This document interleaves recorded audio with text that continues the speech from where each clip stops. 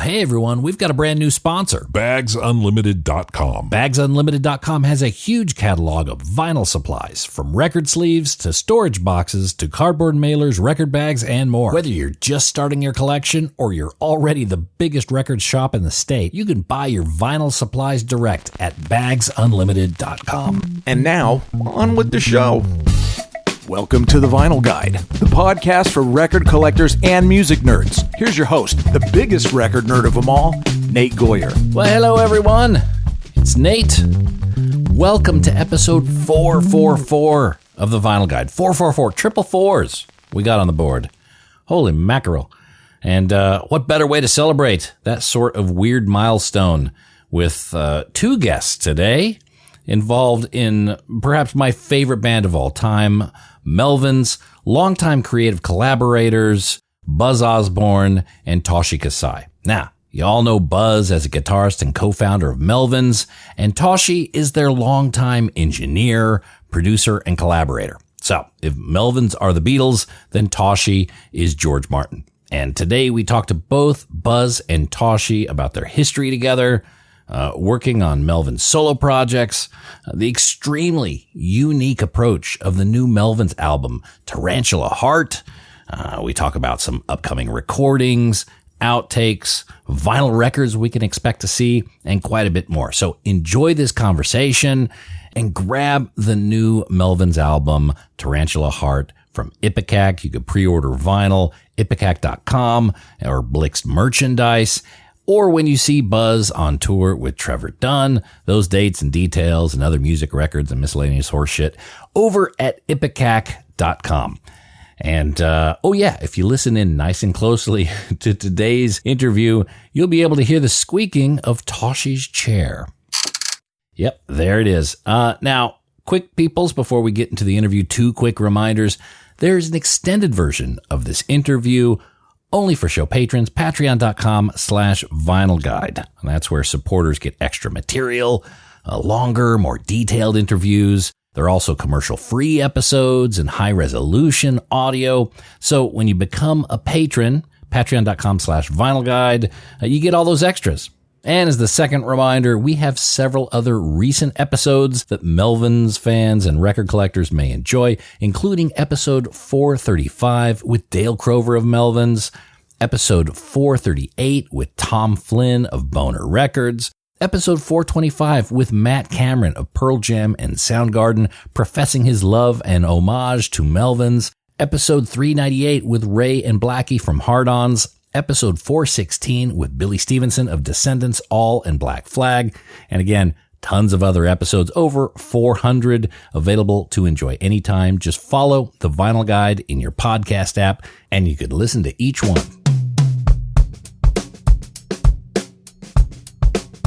All right, I think I bored you enough. Let's get into our conversation with Mr. Buzz Osborne and Toshi Kasai on recording Melvins. Guys, Buzz, Toshi, thank you for making the time. You guys have been working together for years. It's a very productive partnership. How did you guys start working together? Well, Tool were recording at the studio in the Valley called Hook, and they were doing overdubs. Was it just overdubs and vocals? I can't remember, Tosh. Guitar and bass. Bass. Yeah. And Tosh was the engineer there, or would it be engineer or house engineer? Yeah. And so then we liked the studio. It was a nice little studio, and so we booked a session there to do the recording, and Tosh was the house engineer, and we went in and he said, so who's going to do all the recording? And we said, well, you know how to run all this stuff, don't you? He said, that's how it works.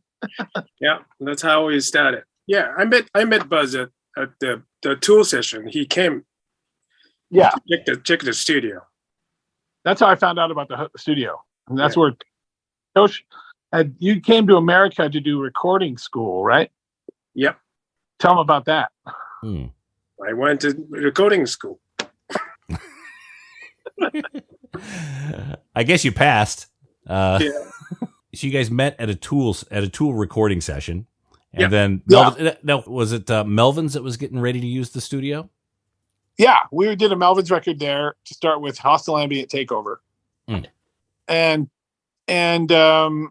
you know, I mean, I've been we'd all made a lot of records prior to that. So I wasn't too concerned about, about going in there with someone we didn't know. I mean, I figured, we know enough about what we're doing. And if he knows how to run the studio, then he can push play and spool the tape. Then we'll take it from there. And then as you started working together, you realized you had deeper connections. Is that kind of how it worked? Or what was it that kind of sparked that continued collaboration? We have the same sense of humor. And like last year, we worked with, on this record, the Tarantula Heart, we worked with Gary Chester. And he came in, and me and Tosh start talking to him. He'd never met Tosh. And so we go in the studio, and it's just me, Gary, and Toshi. And me and Tosh are like, fuck you, buddy. Fuck you. All this shit back and forth. And Gary later told me, I thought you guys were really pissed. I thought something was wrong. Like, now we're just fucking around. That's how it always goes, though, Yeah. Mm-hmm. So we have the same sense of humor. It's very dark. And we get along really well along those lines. We like a lot of the same music. He told us that we were one of the first bands that came to record that didn't bring a bunch of other albums in and say, we want to sound like this. So he thought that was cool. Didn't you? Yeah. And then, those guys are super open-minded. Hey, how about this? Sure. How about this one? Why not? So that was a really comfortable, situation. So I get a lot of, creative input, and then they didn't mind. So I've been telling, it's like maybe Melvin's the reason I came in the U.S. Yeah. Oh, they're the reason you stayed. You came for the school, but you stayed for the Melvins. Yes. Yeah. Okay. And I imagine you guys probably have very similar work ethics as well. Yeah. Yeah. The buzz is very, some point of view, that, really Japanese like, never late, be on time, and then finish exact time. That's it. The hostel didn't take over. We worked only 8 hours a day. Yeah. 21 days straight. And Yeah. We are not tired at all because on time, that's it. How do you manage it? Because I would imagine when you're in the studio, you can't always tell the exact time things will take, and then creativity kicks in, and a lot of people will stay late or follow that muse, but you guys are just almost like a punch clock, out at a certain time and disciplined like that. I'd gotten sick of sessions ending at 2 a.m. for no reason. Mm-hmm. And I said, if we say we're going to get here at this time, we're going to leave at this time, we'll get it all done. You get it done. If you're starting now, let's say 11 and you end it at 8 or 7 or 8, that's it, and have a break for lunch. You tend to get all your work done. If you're prepared and you go in there and you have I don't think after midnight for me, I'm very productive at all. No, after 8 hours. Yeah. Yeah, you're just wasting time. Mostly. Okay. Yeah. I've had situations where we worked until 2 a.m. I get back there at noon and I don't like what we did. Yeah, that's usually. It sounds like shit. I'm just like, ugh, I don't want to do it. Yeah, and then the engineer point of view, after 8 hours, that's the time you're gonna start making a mistake, erasing stuff by accident. So it's a human, working, no AI. So yeah. And we weren't doing blow, so we weren't staying up late. So you were staying up late making bad decisions. No, we weren't. So the way, as I understand, Tarantula Heart came together, and I'd love for you to tell the story, Buzz. It is very different, a very unique way of developing a record, certainly compared to the way things have been done in the past. Yeah. Oh yeah. We've done a lot of records. I think depending on what you count as an album, I'd say more than 30 albums. Mm-hmm. I don't know how many we've done with Tosh. Me and him have done a lot of things that aren't necessarily Melvin stuff. We worked really closely on this record we did called A Walk with Love and Death, where we did a normal album, and then the other one was a soundtrack album for a movie that didn't exist. Mm-hmm. And me and him pretty much did that whole thing ourselves. Yeah. I think. But it was mostly me and him in the studio. For most of our albums that we've done with Tosh, I'm in the studio way more than anybody else is. I'm there doing stuff way beyond any of the other members. And so me and him have a really good working relationship as far as like how well it works. And we've done a lot of different kinds of recordings. The soundtrack one was really fun to do. I really liked that record. And so on this one, we had just toured with Ministry. And on that tour, Roy, their drummer, would come out and play 2 songs with us every night. And so I was like, we got to do some recording. And he was like, okay. And then he brought what kind of synthesizer was that? It was an ARP synthesizer? Yeah, 2600. Yeah. Oh, an old one, old analog one, yeah. I think it's an original one. Yeah, he has. Yeah, he brought that down, and he brought some drums down. We have in the studio that Tosh is in there. He's in the control room, and then we have a live room, and then there's also an isolation booth that we have a guitar and a bass in. So we set up Roy and Dale in the main room, kind of facing each other, I think, right? Yeah, that's yeah. And then so they could see each other, Mm-hmm. and then through headphones, they had me and my guitar and Steven's bass, and then I had some rough ideas for riffs that I wanted to do, and we would start playing, and the drummers eventually will fall into what will happen if you just leave them to their own devices, let them go, is they'll fall into some patterns that are really cool. And what did we do? 6 or 7? Yeah, we did 20-minute jams. Yeah, we didn't use like a 3 takes. We did. Yeah, we it was like 5 or 7 or 8. I can't remember. Yeah, we did a lot. But like 15, 20 minutes. And so we did that for 2 days. And then I took the rough mixes away and found sections that would work.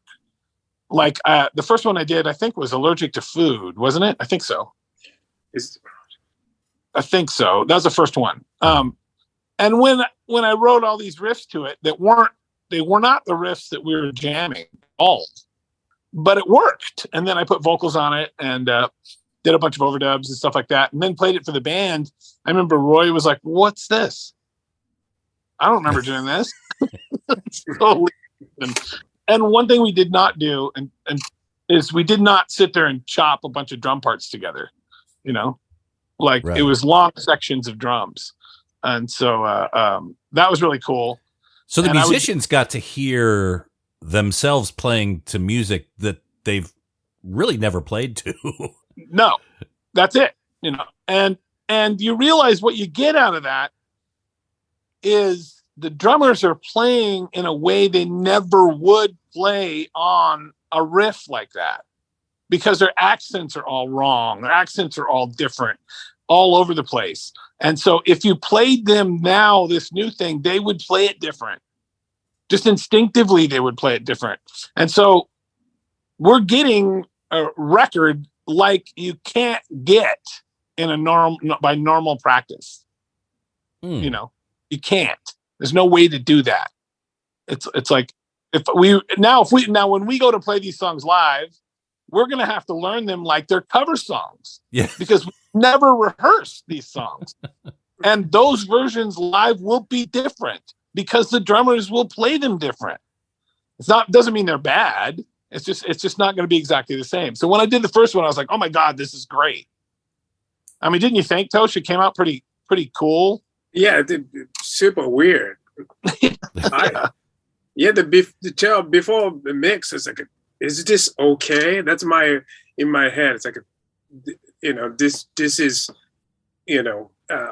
right things to do. Well, oh yeah, maybe, and then the mixing was totally different than I ever had before. Just the piles of the recording too. So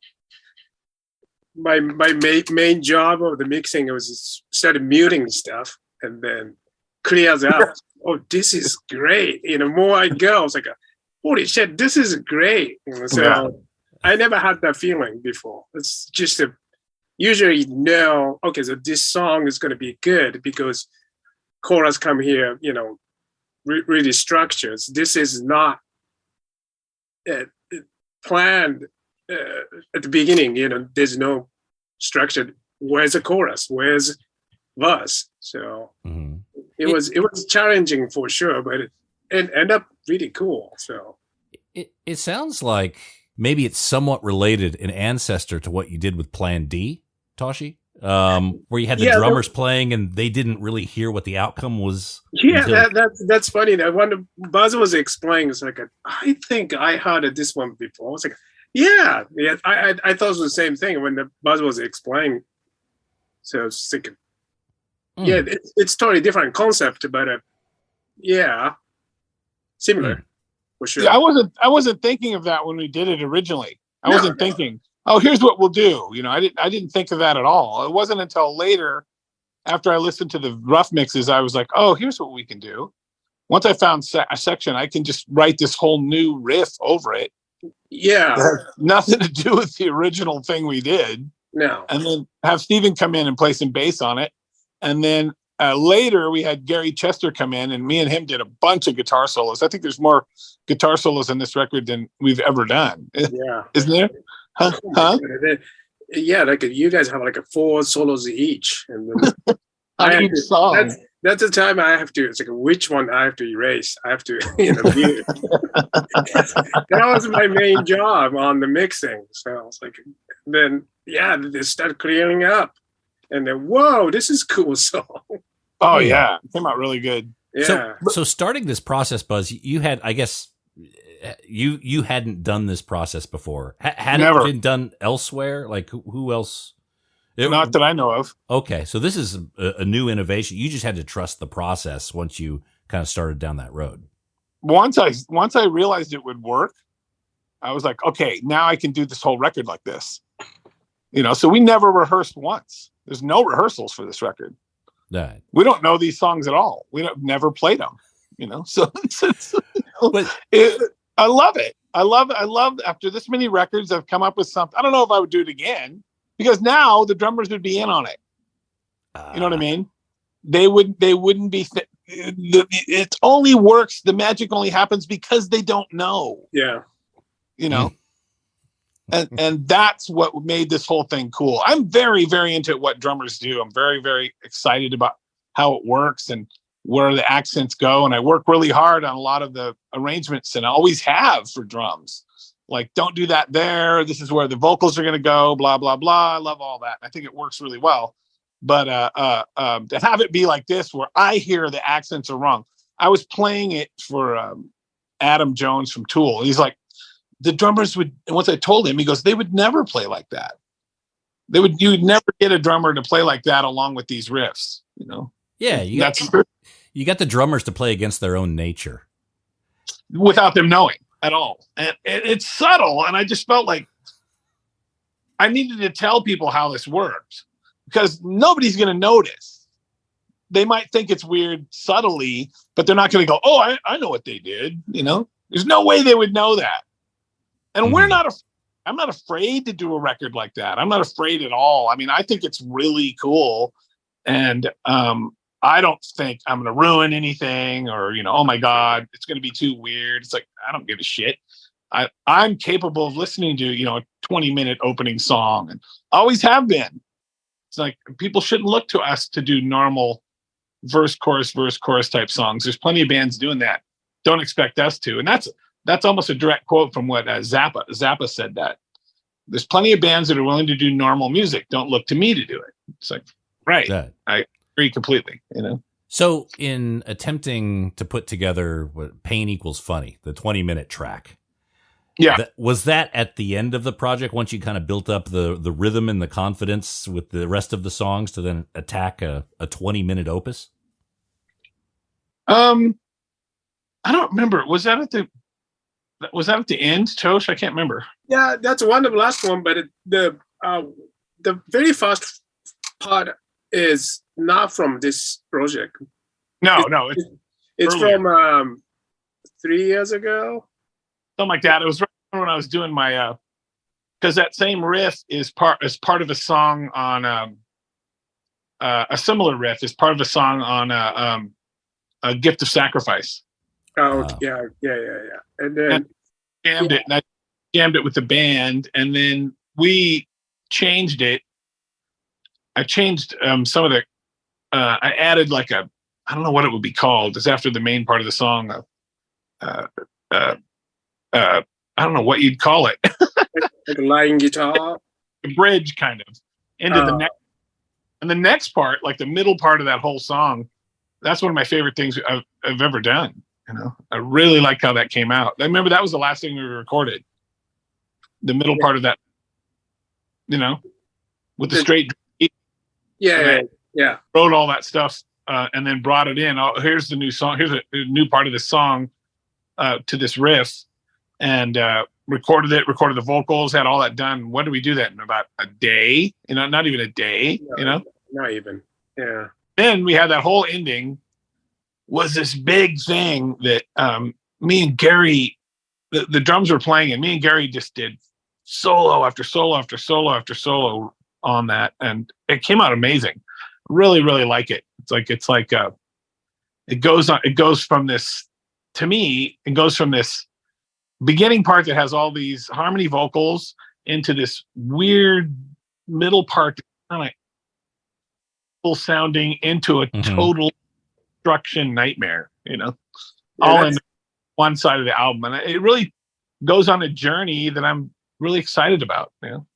No, Stephen didn't even play the bass line on that part. He was playing a solo too. And then, yeah. That's Roy. Roy didn't play drums either. It's all he was doing a synthesizer. Too. Yeah. Well, Roy recorded a whole bunch of synth stuff, and I forgot we laid him down too doing synthesizer stuff by himself, and then we would go and find pieces of that to add to all kinds of sections of all the songs. You know, a lot of them. So you now have this music that was originally not constructed this way.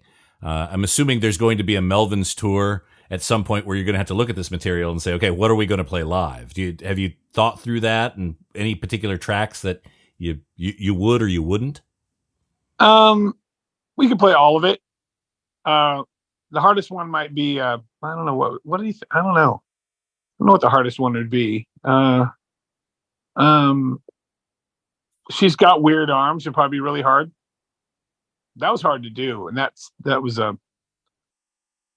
I worked pretty hard on that guitar part. Remember, that was a pain in the ass, Tosh, that one. 900 guitar parts on it. You know? It's like, thank God for. Yeah. That weird harmonies.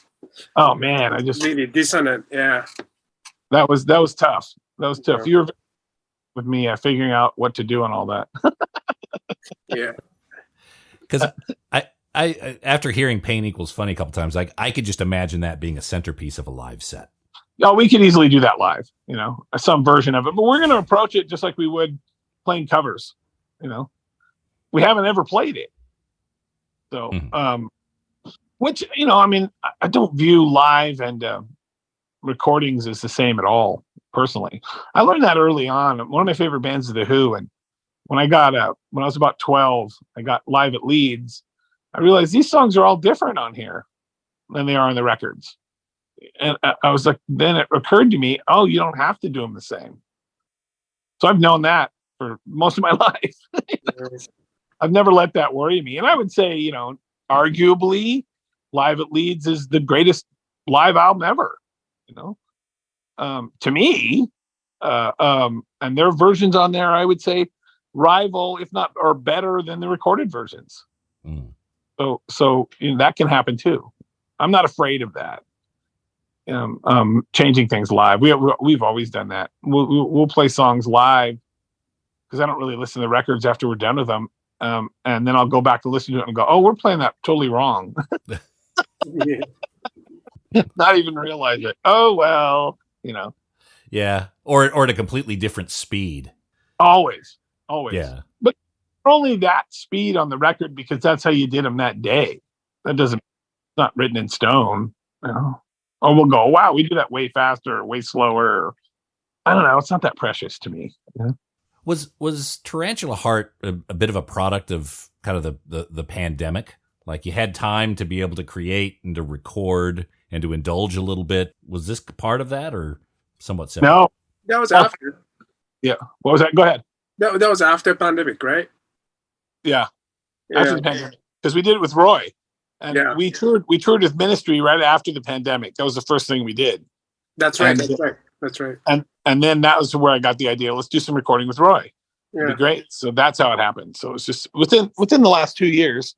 During the pandemic, we did a Melvins TV thing at the studio there. We did Five-Legged Dog Rising. What was that? Five-Legged Dog, Bad Mood Rising. We did a ton of stuff during the pandemic. Five-Legged Dog was that 36 songs, 2.5 hours of music, acoustic. That was the product of the pandemic. And the Melvins 83 too. Melvins, that's right. Yeah, we started and then it happened. So we have to wait. Yeah, we wait. Yep. Yeah. So we were not stopping at all during the pandemic at all. Mm-hmm. Did you build up do you still have a backlog of recordings or songs? After doing Five-Legged Dog, which was about 2.5 hours, and then Bad Mood Rising and the Melvins 1983 and the Melvins TV thing, I don't really have anything else. I have lots of stuff that's not done, and I'm working on stuff right now. That's what you don't know. I have so many Melvins unreleased stuff. Oh yeah, massive amounts. We got to go through it. We got to go through it all. We're doing a session coming up in May. Me and Tosh and two of the guys from Napalm Death, and that's going to be really fun because those guys they're chomping at the bit to do something crazy with us. So that's going to be fun. I'm really looking forward to it. Oh wow! So Tosh, you mentioned there's a bunch of unreleased Melvin stuff. Is it just side cuts and bits and bobs, or are the real songs releasable material at some point? Just some of them is idea, and some of them just started, and then like a bigger idea came, so kind of set it away. But there's some stuff I can just mix, for sure. But okay. Again, I have to go through. Yeah, we got to do that. Yeah. Okay. We got to do that. Art of writing songs. Let's just use the stuff you have. So, like Buzz and Trevor, they're doing a tour here in the coming months. So while they're busy with that, Tosh, you'll be kind of just working and tinkering on some of the recorded material and bringing it up to a condition that could potentially be reviewed and even released. Yeah, but the Buzz would like to be in here, so I'm sure he wants to go through with me, So, yeah. There's some stuff I'm sure if I heard it, I said, nah, I don't want to use that. Yeah, that too, for sure. That always happens. But what's weird is you'll listen to something that I didn't like from 10 years ago, and then I'll go, why didn't I like this? Is perfectly good. That's the first part of the painting called funny. Yeah, that's I made a mistake to make a rock mix CD, and the Buzz told me, it's like, I remember this one. We should finish it. So I thought he asked me to make a CD of that particular session, but he didn't. He didn't mean to, and then. Oh, this is great. So we have to use it. So that's the only one. Roy wasn't involved to making it, but it ended up, he was playing a synthesizer. So he does the whole intro. Yeah, intro. Yeah. I mean, we're really adventurous when it comes, like he said earlier. Like we're really adventurous when it comes to making recordings. I'm not worried about anything. I mean, you can't weird me out. There's no way. To me. My ideal combination would be Captain Beefheart crossed with Judas Priest crossed with Throbbing Gristle. That sounds amazing. And I mean, how are you going to weird us out? It's just not possible. I don't know what we would do. Oh, wait, can't do that. Hold on. That sounds too weird. There's just no way. I mean, not if you listen to our records, listen to 5 of our albums, it should be clearly obvious that we're not afraid. You guys left that guidepost long ago. Yeah, we're aware of that. Yeah. I would like it. People would say, "Did you get a bunch of hassle from the record label on your, when you're on Atlantic?" I go, yeah. It was their idea to do a 9-minute drums only track to end the Houdini album. Yeah, you're right. That was them. That was all record company meddling. It's like, what? I don't know. I mean, Toshi's very open-minded. We've had decades of working together. It's worked really well. I don't see any reason to change it. Mm-hmm. So what have you learned from Toshi? And Toshi, I'm going to ask you the same question about Buzz here in a minute. But Buzz, what have you learned from Toshi? Hey there, I gotta tell you about the Groove Washer. Not because I have to, but because I want to. The Groove Washer is the best record cleaner you can get. And if you have a vinyl collection, you need to keep it clean. Dirt and dust lead to groove wear, which affects the sound and value of your record collection. Use the Groove Washer to clean before each play, and your ears and future pocketbook will thank you. Ask for the Groove Washer by name at your local record store, or go direct to groovewasher.com and use promo code VinylGuide10 at checkout. Groove Washer is a great holiday gift. Why not send one to a friend? groovewasher.com, discount code VinylGuide10. Do it now. Hey there, all you record nerds. I want to tell you about BagsUnlimited.com. BagsUnlimited.com has a huge selection of vinyl record supplies. Whether you collect LPs, 7-inch singles, 78 shellacs, or anything in between, BagsUnlimited.com will sort you out. From polyline sleeves to cardboard record mailers to 7-inch storage boxes and archive quality record sleeves, protect your records of any size and shape at BagsUnlimited.com. Whether you have a small personal record collection or you're running a massive record shop, you can grab a small supply or even buy in bulk at BagsUnlimited.com. And they've got some really incredible, unique stuff. BagsUnlimited.com even has special size sleeves made especially to protect your box sets, storage boxes and sleeves for cassette tapes, protective supplies for reel-to-reel, and yes, even 8-tracks. Just go to BagsUnlimited.com, click on audio supplies, and prepare to be impressed by all the options they have. That's BagsUnlimited.com. So what have you learned from Toshi? And Toshi, I'm going to ask you the same question about Buzz here in a minute. But Buzz, what have you learned from Toshi? That it's best to let the people that know how to record stuff, let them record. There's a reason you went to studios and you worked with engineers to begin with. I don't want to be an engineer. I don't want to know that much stuff about it, because I think then I will get stuck in a technical idea as opposed to a visual idea, or how it sounds to me creatively. I don't want to know too much. You can overanalyze something to the point where you've beaten the life out of it. And I don't want to do that. And so it's better to work as a team for me than it is to try to dictate how I want something to sound. Let people do their jobs. And I've learned that if you have a good work ethic and a good set of ears, then you trust them. Like when I'm doing a vocal, I tell him, you tell me when it's right. I don't want to have to think about that, And so then he'll tell me, okay, you got it. And so I don't mind having someone tell me something's right or wrong. I get frustrated, but it's always at myself. Always, when a vocal, fuck, I can't do it. It's not because he's telling me it's not right.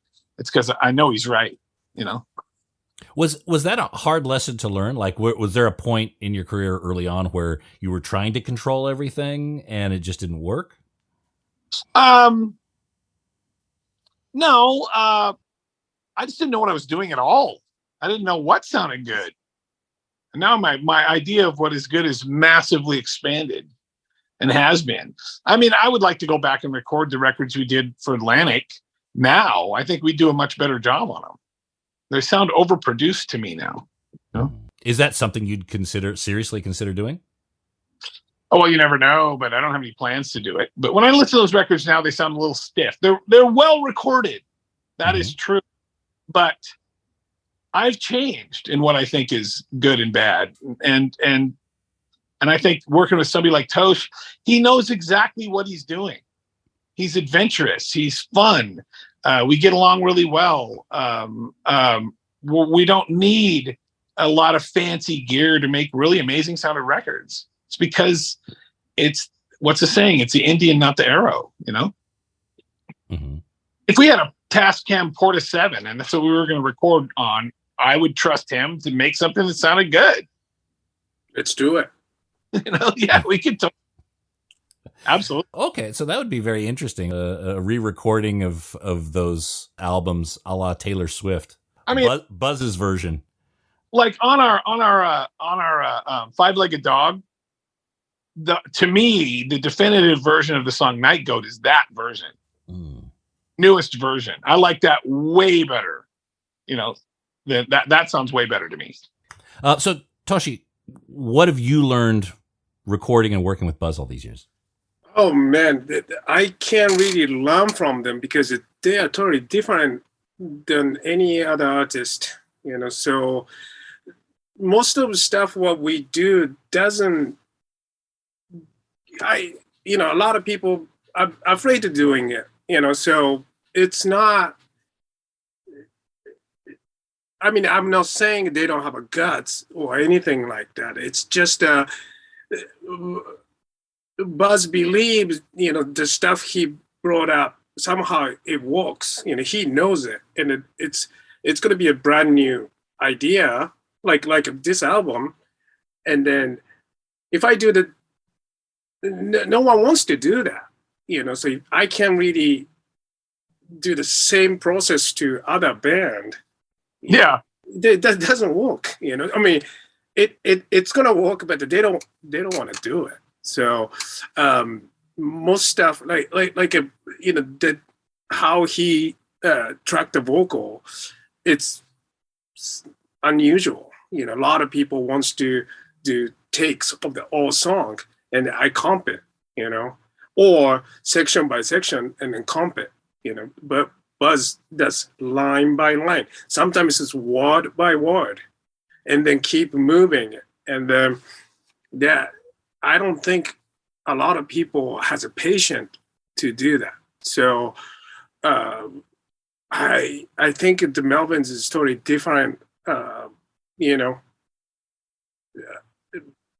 different the work ethic and a different process. So. I'm learning for next Melvin's album, I guess. I can't really explain. Those guys are,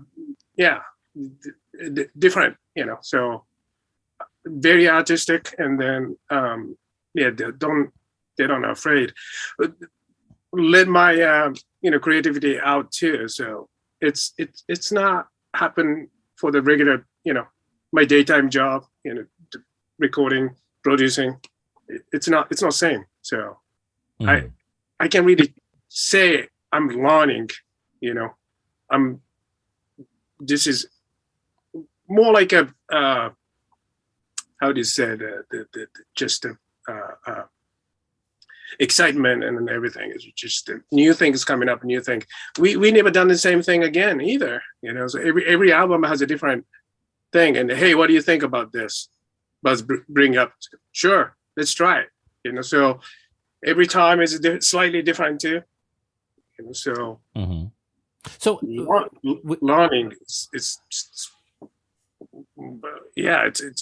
it is learning new thing, but I can't do the same thing with other bands. Right. You're learning all kinds of things you can never use again. So yeah, that's exactly, yeah. So every session is brand new, so excitement, you know, just to bring excitement to me. So with Tarantula Heart, it was recorded in such a unique circumstance. And Buzz even mentioned, not sure if you could even do that again, or at least not with that element of surprise that you had for the first one. For upcoming projects, another method of recording? Do you think you'll go back to more of a traditional songwriting for the next one? How will you approach the next Melvins? Have you thought about that? Oh, if anything, it'll be weirder. I don't, I don't feel like we have anything to prove. And now it's just what else can I do? What else will work? But the idea of going back and doing it the way that we used to a long time ago, it just sounds horrible to me. I would rather not do it. I'd rather not go back and record the same way I did with Stoner Witch. That sounds horrible. I don't like to work like that. I would not like to work like that now. I would not. That would bother a great deal. I don't think that I need good people around me. Not necessarily the highest quality gear. You know what I mean? We can make something good with anything that's there. Like you can put us in any studio and we can make it work. If me and my guys that I play with and Toshi, there's nothing we couldn't do. There's nothing we couldn't make work. Any equipment, with any guitars, with any amps, with any recording device, we could make it work because I think these guys are the highest quality professionals as far as like their abilities. And Tosh is, to me, I would say the most underrated engineer in the whole entire world. That's what I think. He's crying now. See, I can't think of anybody that I would go, you know what? I've worked with Tosh for a long time, but there's this guy that I would really like to work with. I mean, unless Roy Thomas Baker's available, but he probably can't hear anything anymore. Who's your favorite producer, Tosh? Yeah, Roy Thomas Baker for sure. Yeah, and then Mike Chapman. Mike Chapman's amazing. Yeah, there's quite a few. Yeah, Trevor Horn. Yeah, yeah. But Roy Thomas Baker, I remember we were listening. Me and Tosh had multi-tracks of which Queen record? I can't remember. I think it was News of the World, maybe. I don't have a whole thing. Yeah, it's just a few songs. Yeah. Yeah. He had multi-tracks of some songs, and he's just like, listen to this. It's 5 tracks of drums. That's it. And he goes, that's all they have. That's all they use. And he goes, it just makes me want to quit. Was too good. Good. Huh? These days you have access to so many tracks, so many sounds and timbres that you could bring into music. And you go back to those records that we all love. They were done on 8 tracks or 16 tracks or something like that. And a lot of times projects, in my mind anyway, part of what defines them, their characteristic, is the constraints that they had. Right now, there doesn't seem to be as many technical constraints. When recording, do you impose constraints on yourself? Does that play a role in the creativity? Not me. I don't want any constraints. If I want to use 1,000 tracks and that's what I think will work, then I want to do it. It's more is more to me. I don't imagine the Beatles would have said, we have 80 tracks available, but we're only going to use 4. Can't imagine they would do that. But sometimes all those choices actually slow down the process or make it a little bit more tedious. Probably to some degree, but Fleetwood Mac spent a year on Tusk on a 24-track studio. Yeah. Like you can get stuck in anything. I mean, what do you think, Tosh? The process speed is just that people sometimes overthink, and then I understand that they believe that there's something better come out, but at a certain point it's good enough that we have to move on, and then they get that. I don't like the word you said, organic, but has to be some kind of not super processed sound. I don't like to repeat same thing as 3 times, 4 times.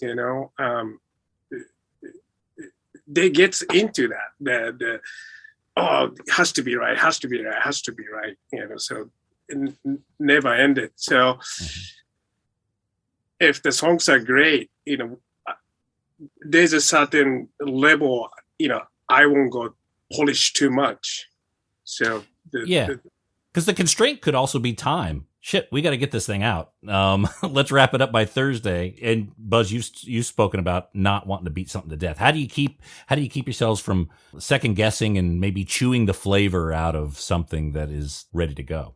Well, I learned a long time ago that sometimes with drummers, especially recording them right when they just barely know it, is getting them at their most adventurous. Once they've overthought it, it kind of deflates the life out of it a little bit, especially for a recording. If you can get them right at that point of where they're about to explode, where they don't have it quite done, but they just played it right, and you got that recording, you're getting a life out of that that's not going to happen 2 weeks from then. It's a little bit of a high wire act at that point. Yeah. Yes. They're playing at the top of their abilities, and they're trying to remember it, and they're, oh my God, we got to get it. And then they get it. And you're like, there's something about that element, that moment, that I am very attracted to. Now we lose that when we practice it, and maybe it'll change. But after so many albums, I'm looking for anything that's going to give me some excitement. And I'm not use tracks. There's lots of stuff on our records where going way back where it's like, that's the first time the drummer ever played it on to the recording, was the time we went on the record. Once, we practiced it a little bit and then go. I'm not afraid of that at all. At some point it's sick, and you're making things to entertain yourself, and you have to know when enough is enough, and good enough is good enough. So do you do the same approach with riffs? Like if you think of a riff or you write something, you're inspired, you make a quick recording of it and then try not to monkey too much with it until you get in the studio? Well, no, I'll still write it. I'll go, I know this is good. I have to figure out how I'm going to make it work. But there's a saying that we say in the studio that is, I might be able to play it better, but it's not going to be better. Once you find that, if you can identify that, then you're really not destroying the true creative nature of a lot of stuff. Doesn't always work, but when it works, it's really cool. So let's talk about that, because the source of experimentation is you have to be willing to fail. And I'm sure there are some sessions that were failures or didn't come out the way you thought. What do you recall any experimental session that was you're more than happy to walk away from and not get anything out of? How about you, Tosh? Think of anything? I think we've used everything. Yeah. I mean, we kind of knew, like in the middle of recording, Buzz said, like, hey, Tosh, we don't need to use that. There's some of those too, what I have. So, one song we kept recording last few years. What was it? Cover song? I remember. Oh, Huskadu song. Oh, we did that. We re-recorded that a bunch of times. Yeah, because he wasn't happy. It never came out the way I wanted it. Yeah, so we recorded like 3 times, something like that. Something like that. So, and got it with the Helms Ali. Yeah. Finally, but we'd been trying that for like 3 years. And never sounded right. I would listen. Because what I'll do is we'll make recordings, and I'll want to hear a rough mix, and then I'll take the rough mixes immediately. And rough mix to me means everything that you recorded, you're hearing. Doesn't matter the level. I want to hear everything that we recorded, and I go home with it, and just listen to it a whole bunch of times. And if it doesn't do anything for me, then I move on. But that doesn't happen too often. But happened with that, I knew this isn't right. I know we can do it better. Then the version that we got ended up being really good. That's a great version. But tried a lot on that one. Yeah. So sometimes it happens. Maybe walk away from that the project. Okay. Yeah, that particular song. But Usually we salvage something out of it. Yeah. So let me ask you a few questions about, because we've got the vinyl version that's available. And obviously, our listeners are vinyl nerds, and there's copies over at Ipecac. A lot of the limited ones have already gone. If people are looking for the rare purple one, there are some at Blixt. It's a bit of a secret, so jump over there, and there's a package with a shirt as well.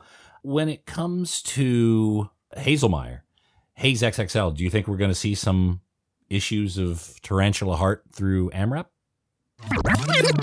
Well, hey there, record collectors. There's a new service available that specializes in record cleaning, restoring, sticker removal, and professional grading. VMGVinyl.com. VMG Vinyl can help you make the most of your collectible records. From professional cleaning of records and sleeves, Removing old price tags and store stickers. dry cleaning and rejuvenation of old shrink wrap to make it look like new, even providing you a professional play-tested third-party grade with either removable grading or encasing in plastic. You have a wide range of choices at VMGVinyl.com. Buying a highly collectible record and you want it checked out by an expert? VMG Vinyl can do that too. Head over there now and see what VMGVinyl.com can do for you and your collection. That's VMGVinyl.com, the one-stop shop for professional third-party grading, cleaning, and record restoration. That's VMGVinyl.com. When it comes to Hazelmeyer, Haze XXL, do you think we're going to see some issues of Tarantula Heart through AMRAP?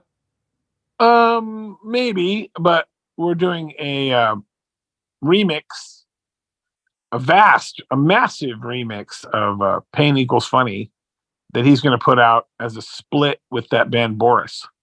Oh, yeah.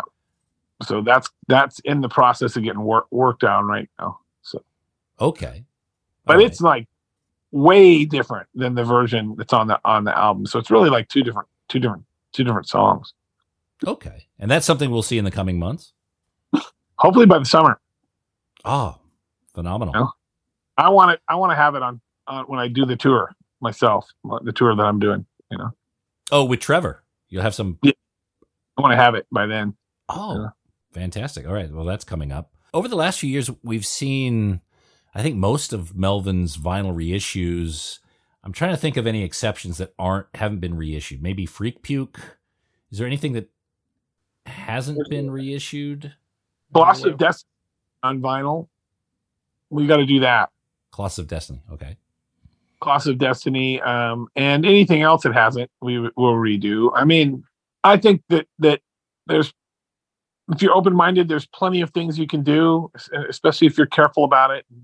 All that stuff's highly collectible, especially the stuff we do with Hazelmeyer. Never goes to a store. Never. Mm-hmm.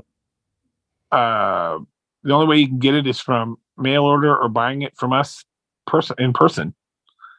And I'm very happy about that. It works well, and I'm okay with that. I understand how collecting works and how collectors think, and because I collect lots of stuff, so it's not something that me or Tom had any problem figuring out how to do. Yeah. Like, oh, just cut out the middleman. We don't give a shit if it goes to a store or anybody like that. But we're happy to sell it to them if they want to inquire and buy them, but they never do. So we'll just leave it between us and the fans. So be it. You know, if I was owned a record store, I'd buy all of them. You know, that stuff is really highly collectible and strange. I want that in my store. Oh, right, there it is. That's all handmade. That we handmade all that in Austin, Texas. You know, yeah. But I love that stuff. I love it. So, and Tosh puts up with. I'll go. Oh, we have to have this mix for this right now. We need it today. We need it. How many times have I done that, Tosh? Huh? A couple of days ago. Days ago. Right? How many times? Yeah. I don't know. 100 at least. Yeah. Yeah. So that's that. But you know, I've been working with Dale, so something Dale complains. I go, well, Buzz asking me, he can say anything. Yeah, exactly. Kind of protected in a way. So. All right. It wasn't my fault. It's a minor. Yeah. So Buzz, tell me your understanding or your view of what happened with the recent vinyl reissue of A Senile Animal. There was a bit of a stuff up with the missing track on the record. What was your? Yeah, things happen. It was just a screw up, but being the collector that I am, they were like, "Oh, well, we'll take all returns." I go, "I'll take all the returns. I want them. Anybody stupid enough to send that fucking record back, I want it because I will resell it because those are the ones that everybody's going to want." You resell it at a premium. No, fuck yeah. I go, "Are you kidding me? I'll take 10 of those. I'll take 50 of those. I'll put them right in my house and just hold on to them for a long time." Anybody that's dumb enough will happily give you back your money to anyone who's dumb enough to want to send those in. You know how many people did? Almost none. Yeah. Of course not. Why would you? You know, those are the rarest ones of all. Right. But I mean, Jesus, it's like, do you not want something that's really cool and weird and fucked up? I do. Well, you handed a lot of them over to Hazelmeyer, and he did a special package that is probably one of the most collectible Melvins sets out there. That's it. That wasn't intentional, but you know, what do you do? Like Ipecac was all freaked out. "Oh my God, what are we going to do?" I go, just don't worry. People aren't going to be dumb enough to give those back to you. Most people aren't. If they are, take them. It'll be fine. So, some people did, but I just like, really? If it was me as a collector, I'd have kept the fucked up one and bought the next one that came out. Both of them. I want the one that's messed up. I want it. I mean, you know how it works. Obviously, you collect records. Would you not buy a messed up Beatles album? Of course you would. You'd buy it. Yeah, exactly. Those are the quirkiest ones. Yeah, I still have my the screwed up Senile Animal, and it's like, yeah, that's not going anywhere. I think most Melvins fans, you know, they get the vibe of the band, right? So when that stuff up happened, most people were just, hey, that's okay. We'll wait till it's correct. I think the biggest pain in the ass was it was kind of somewhat in the middle of the period where you couldn't get vinyl pressed. It was like an 8-month wait or something like that. That was the only kind of thing, but everyone knew it wasn't the band. No. I have no interest in intentionally doing something. We do enough collectible stuff as it is. I mean, I don't need another excuse to do it or some excuse. People go, well, just some way to rip people off. It's like, you get your money back. You know, how are we ripping you off if we're offering you a full refund? You know, like what's our angle? I'm sorry, but you know, it was not intentional. I mean, I could come up with something that was that smart, but you know, not usually. And it's just, you know, I mean, people like collecting stuff. They just do. That's just how it is.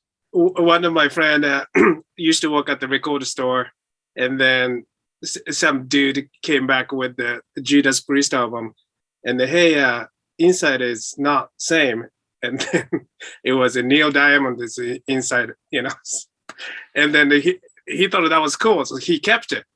And then he's a recording engineer, so he has to be in the same studio as Judas Priest. So Judas Priest is signed over, Neil, you rock.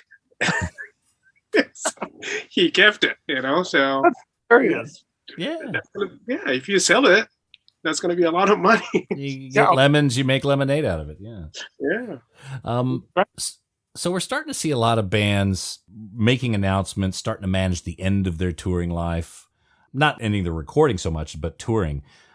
Are you starting to think, Buzz, about those sort of plans, like the end of Melvins? What does that bookend kind of look like in your mind? I don't have any plan to end. I still feel fine playing live. I'm fine with it. Bob Dylan's still playing live. Stones. Yeah. What is Mick Jagger, 80 years old? Bob Dylan's 80. Well, I asked Bob Dylan, they go, well, why are you still touring after this long? And he goes, that was the deal I made. It's like, right. That's the deal he made. Like, I keep doing what I'm doing. Highway 61 revisited. There it is, you know? Okay. I mean, I heard a professional skateboarder say the reason you retire is because no one cares or you don't care. That's it. So, you know, I think that's kind of it. I still want to do what I'm doing. I still feel good about it.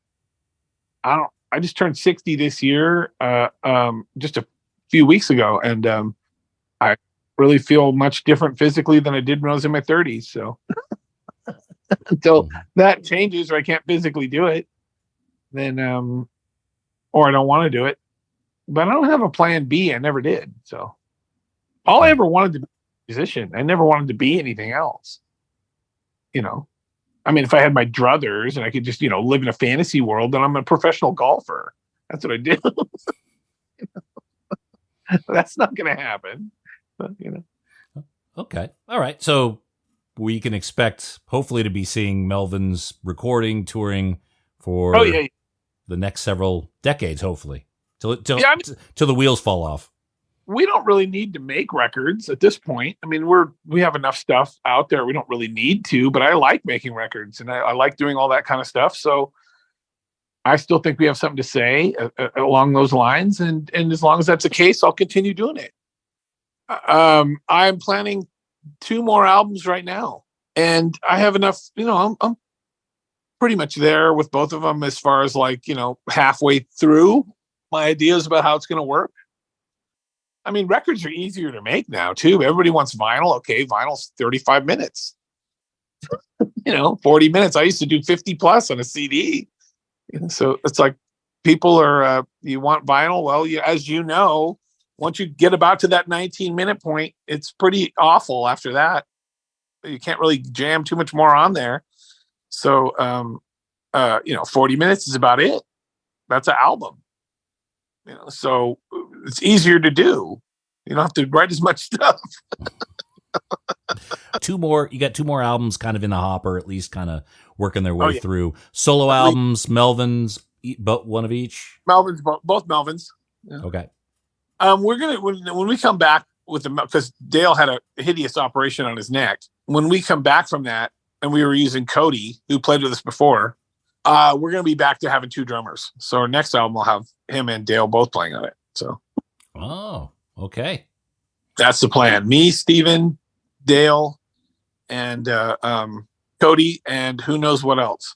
Oh, probably another Melvins 1983 record as well. So, working on that. Oh man, I'm so glad to hear things are continuing to move forward. So, guys.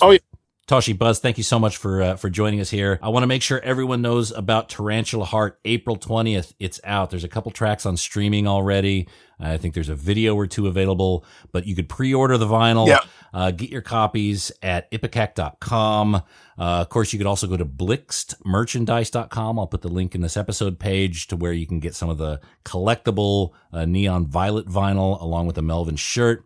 Make sure you check out Buzz on tour with Trevor Dunn. They're going to be touring across the U.S. this summer and into the fall. And hopefully we'll see Melvins be playing some shows 2024. Do we think we'll see that, Buzz?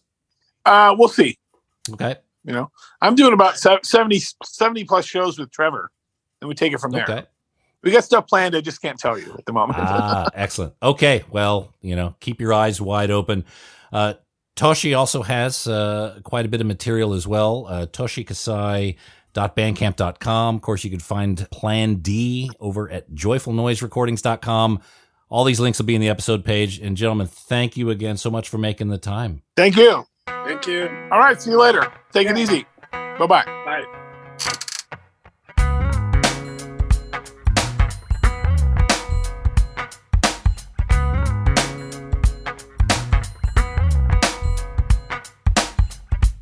Man, God, those guys are funny together. You got to check out the extended interview. They talk about all the pranks they pull in the studio and all sorts of stuff there. More up at patreon.com/vinyl guide, and you get to support the show. That's always fun. And again, don't forget to get a copy, Tarantula Heart. You could load up a couple of tracks on streaming right now and set yourself up to get the whole album on April 20th when it's released. And you can also pre-order vinyl at ipecac.com or blixtmerchandise.com. And that's it for this episode of The Vinyl Guide. Thank you so much for tuning in. And I appreciate each and every one of you for listening, and especially those of you who are sharing these episodes on social media, putting them on Facebook, tweeting them out on X or whatever it's called, putting them in the Reddit forums or the Facebook groups. That is always hugely appreciated. And of course, those of you who are leaving positive reviews on Apple Podcasts and Spotify. Again, huge thanks to each and every one of you, and we'll be back shortly with a brand new episode. So until we talk next time, get out there and buy some records, people. Cheers. That's it for this episode of The Vinyl Guide. Follow The Vinyl Guide in Apple Podcasts, Spotify, or whatever podcast app you use and enjoy the full back catalog of episodes of The Vinyl Guide podcast. Thanks again for listening.